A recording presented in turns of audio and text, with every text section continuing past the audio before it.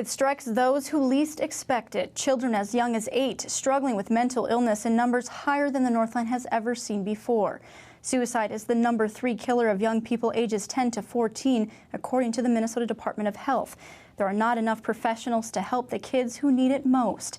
It's a serious problem that has gone largely unnoticed until now. Tonight we begin an exclusive, in-depth look at losing our children. With our partners, the Duluth News-Tribune, Fox 21's Nicolette Helling details a problem as important to the Northland as its children.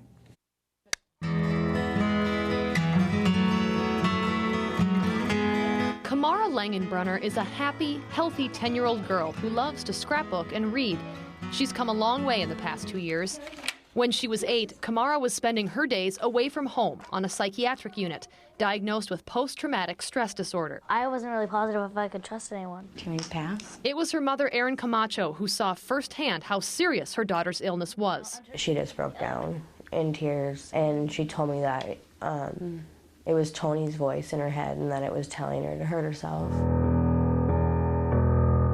Since the age of 4, Kamara says she was the victim of physical and verbal abuse at the hands of her stepfather, Tony. Tony would tell me to trust him, I was scared of him, and then when we went to the mall with my mom and stuff, and he would say trust me, but then he would hurt me when my mom left for work and stuff, so it was really hard for me to trust anyone. The nightmare Kamara lived every day for years began to take a toll, and at age 8, she started hearing voices. I knew it wasn't going to go away. 2 weeks after Erin left her husband Tony, Kamara told her mother what was going on in her mind. I just looked in her eyes and I could just see the pain in her eyes. I thought she was going to think I was crazy too. Erin was shocked. And so for me to hear my 8-year-old daughter tell me that she wanted to hurt herself, I just knew that I just couldn't do nothing. But once she started reaching out for help, Erin couldn't find it. It was so frustrating because I just wanted somebody to tell me that there's this place, you can take her. Therapists told Erin they were so booked they couldn't see her daughter for months. Other mental health professionals told her Kamara was too young to be having suicidal or self-destructive thoughts, but she was. So they're on waiting lists, or we say, can you come in 3 months? Having to wait that long for help is not uncommon. There are too many children who need help and not enough counselors to help them.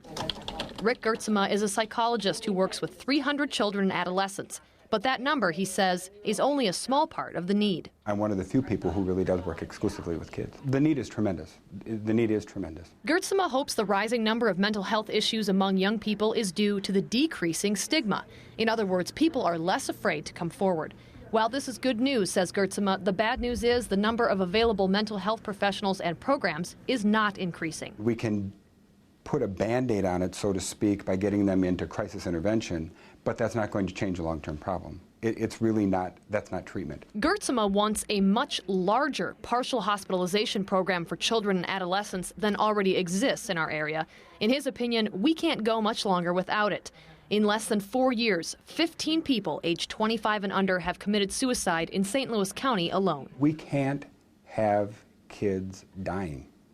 We can't have kids going untreated. That's the future. The way that we deal with kids today is our tomorrow, and we need to pay attention to that. After experiencing her darkest of days, Kamara finally got the help she needed. After a week of 24-hour care in the adolescent psychiatric unit at Abbott Northwestern Hospital in Minneapolis, Kamara isn't hearing voices anymore. As a 10-year-old, Kamara still sees a therapist and participates in different treatments. Finally, she's enjoying being a kid. The happiest feeling I've had this week is yesterday I finished a 369-page book. I'm feeling good that I can talk about it without, feeling that I have to bottle anything up. But while Kamara feels fortunate that she finally got the help she needed, she knows there are lots of kids like her who aren't getting help. That's why she wanted to share her story. I just want them to know that they don't have to bottle anything up. They can just tell anyone. I've watched her go from just my baby who didn't have any self-esteem and didn't think anybody cared about her to a young woman who has so much confidence and so much courage, and I just learned so much from her about life every day. With photojournalist Harry Baker, I'm Nicolette Helling, Fox 21 News. If you or someone you know is experiencing a mental health crisis or just need someone to talk to about mental illness, please call these phone numbers for help. You can also find these numbers on our website at fox21online.com. You can read more on this series, Losing Our Children, in tomorrow's Duluth News Tribune. Tomorrow night in Losing Our Children, meet a Two Harbors family who lost their son to suicide when he was only 19 years old. The couple shares their story, their frustrations with the help they tried to get for their son, and what they think the Northland needs to better serve its young people. You can be part of the solution. That's all tomorrow on Fox 21 News at 9.